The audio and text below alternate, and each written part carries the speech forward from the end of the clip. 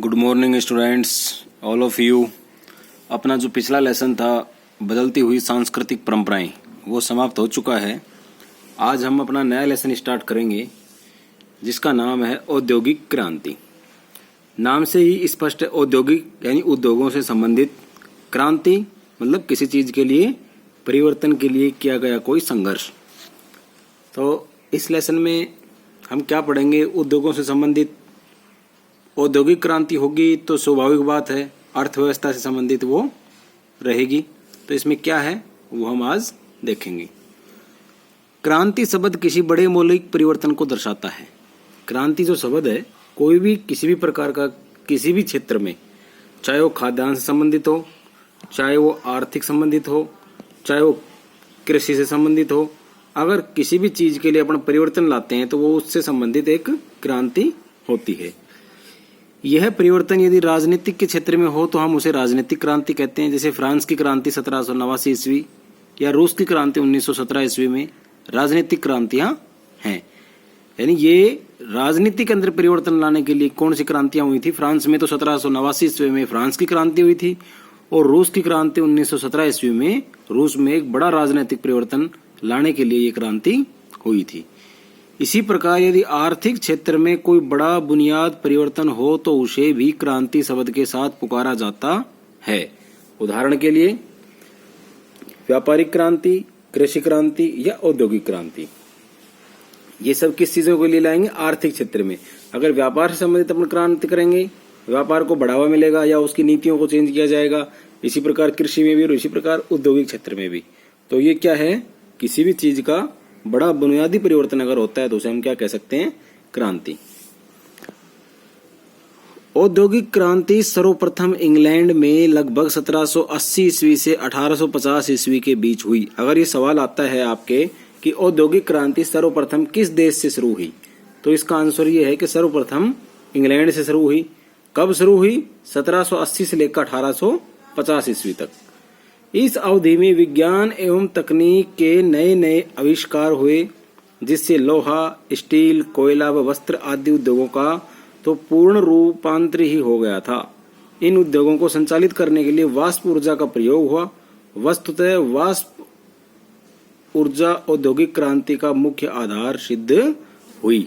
यानी जितने भी जो उद्योग थे, स्टील से संबंधित, लोहे से संबंधित, कोयला, वस्त्र, इनके जब ये जो क्रांति हुई थी उसने इन सब का कायापलट कर दिया था। और सबसे ज्यादा किसके लिए हुई? वाष्प ऊर्जा के लिए। वाष्प ऊर्जा क्या होता है?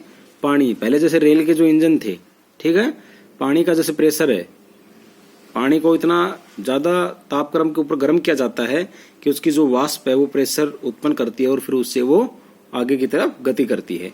जैसे कुकर होता है, कुकर के अंदर क्या होता है? वाष्प होने के बाद जो ऊपर सीटी रखी होती है वो ऊपर उठती है, प्रेशर होता है ना, और वो जब तक नीचे नहीं टिकती है तब तक उसकी सारी वो वाष्प ना निकल जाए। इसी प्रकार से जो वाष्प ऊर्जा है ये उद्योगों के अंदर कंपनियां हैं, जो फैक्ट्रियां, इनको चलाने के लिए सबसे पहले वाष्प ऊर्जा का ही प्रयोग किया गया था। सन 1880 तक औद्योगिक क्रांति का प्रसार बेल्जियम, फ्रांस, जर्मनी व अमेरिका में तथा 1890 ईस्वी तक इटली, रूस व जापान आदि देशों में हो चुका था। 20वीं सदी में भारत, चीन एवं अफ्रीका के देशों में इसका प्रसार हुआ। यानी सबसे पहले कहाँ हुआ था? ये बेल्जियम, फ्रांस और जर्मनी में, अमेरिका में, फिर उसके बाद 1890 में इटली, रूस व जापान में, और हमारे यहाँ तो 20वीं सदी के अंदर भारत, चीन और अफ्रीका के देशों में इसका प्रसार यानी इसका फैलाव हुआ था। किसका? वाष्प ऊर्जा वाली औद्योगिक क्रांति का। औद्योगिक क्रांति ने धीरे धीरे संपूर्ण आर्थिक एवं सामाजिक व्यवस्था को बदल दिया। यानी जो औद्योगिक क्रांति हुई, उद्योगों से संबंधित जो क्रांति ये हुई थी, तो इससे लोगों में क्या फर्क आया? भाई सामाजिक व्यवस्थाएं जो थी, ठीक है, वो चेंज हो गई। लोग बाग क्या कंपनियों में जाने लगे, फैक्ट्रियों में जाने लगे, उनको रोजगार मिल गया। समाज के अंदर जो स्थिति थी उसमें सुधार आया। कृषि के ऊपर डिपेंड जो लोग थे वो हट करके औद्योगिक क्षेत्र में जाने लगे और आर्थिक क्षेत्र से भी वो निर्भर रहने लग गए। उनको एक जो पुरानी जो सामंतवादी व्यवस्था थी उससे उनको छुटकारा मिला। अब आगे आता है बड़े बड़े कारखानों के मालिकों का एक धनी वर्ग बन गया। दूसरी ओर इन कारखानों में काम करने वाले हजारों श्रमिकों की दशा अच्छी नहीं थी, उनका अत्यधिक शोषण हुआ। यानी एक तरफ तो क्या हुआ, जब ये औद्योगिक क्रांतियां हुई तो जो लोग जो थे जिन्होंने बड़ी बड़ी फैक्ट्रियां लगा ली थी, जब बड़ी बड़ी कंपनियां लगा ली थी, उनका एक धनी वर्ग बन गया। यानी एक तो आर्थिक रूप से बहुत ज्यादा संपन्न वर्ग हो गया। दूसरी तरफ क्या हुआ, जो कारखानों के अंदर काम करने वाले श्रमिक थे, उनकी दशा ज्यादा अच्छी नहीं थी, उनको थोड़े बहुत पैसे मिलते थे, उनसे क्या हुआ, उनका भाई भरण पोषण ही हो पाता था, ज्यादातर उनका क्या हुआ, शोषण हुआ। वे दरिद्रता का जीवन जीने के लिए बाध्य थे, उनके काम करने और रहन सहन के हालात भी अच्छे नहीं थे। ऐसी परिस्थिति में श्रमिक विरोध में बढ़ गए और अंततः सरकार को उनके हालात ठीक करने के लिए कुछ कानून पास करने पड़े। इस अध्याय में हम ब्रिटेन में हुई औद्योगिक क्रांति तथा इसके प्रभावों का अध्ययन करेंगे। यानी एक तरफ तो क्या हुआ कि जो कंपनियों के जो मालिक थे, जो फैक्ट्रियों के जो मालिक थे, वो श्रमिकों को ज्यादा पैसा नहीं देते थे, ज्यादा समय तक काम कराते थे, कम पैसा मिलता था, और उससे क्या हुआ, जो श्रमिक वर्ग जो था वो भड़क गया। और इससे क्या हुआ, फिर जो सरकार थी उन्होंने उनके हालातों को सुधारने के लिए कुछ कानून बनाने पड़े, और कानून बनाने के बाद फिर उनसे कुछ उनमें सुधार हुआ। तो इस जो अध्याय है इसके अंदर हम क्या पढ़ेंगे, सबसे पहले ब्रिटेन के अंदर जो औद्योगिक क्रांति हुई थी उसमें फिर इसके बाद क्या प्रभाव हुए उसके बारे में हम इसको पढ़ेंगे इस लेसन में। अब है औद्योगिक क्रांति से अभिप्राय, यानी औद्योगिक जो क्रांति, इसका क्या मतलब है। जैसा कि ऊपर बताया गया है कि इंग्लैंड में 1780 से 1850 ईस्वी के मध्य उद्योग और अर्थव्यवस्था के क्षेत्र में हुए व्यापक परिवर्तनों को औद्योगिक क्रांति कहा जाता है।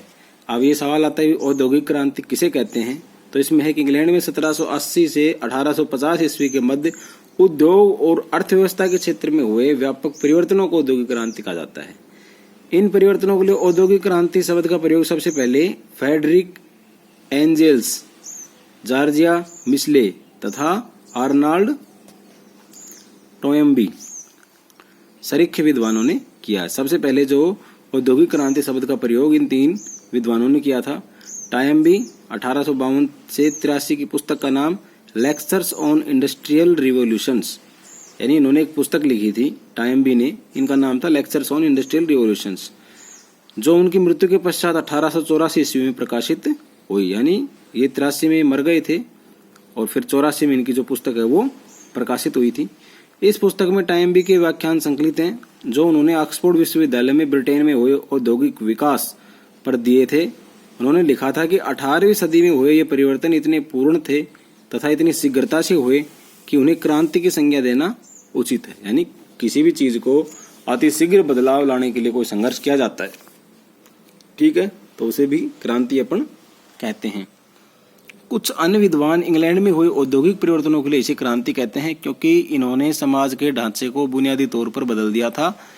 इससे मध्यकालीन सामंती समाज के स्थान पर औद्योगिक पूंजीवादी समाज उत्पन्न हुआ। इतिहासकार LCA नोवेल्स के अनुसार औद्योगिक क्रांति शब्द का प्रयोग इसलिए नहीं किया गया कि परिवर्तन की प्रक्रिया तेज थी, अपितु इसलिए कि पूर्ण होने पर यह परिवर्तन मौलिक थे। यानी आज जो है औद्योगिक जो क्रांति है इसमें क्या पड़ा है कि औद्योगिक क्रांति इसलिए हुई थी कि वहां पे यानी जो बड़े बड़े कारखानों के जो मालिक थे, ठीक है, उनका एक वर्ग बन गया था, धनी वर्ग बन गया था, और उन्होंने जो श्रमिक थे उन पर शोषण करना स्टार्ट कर दिया था।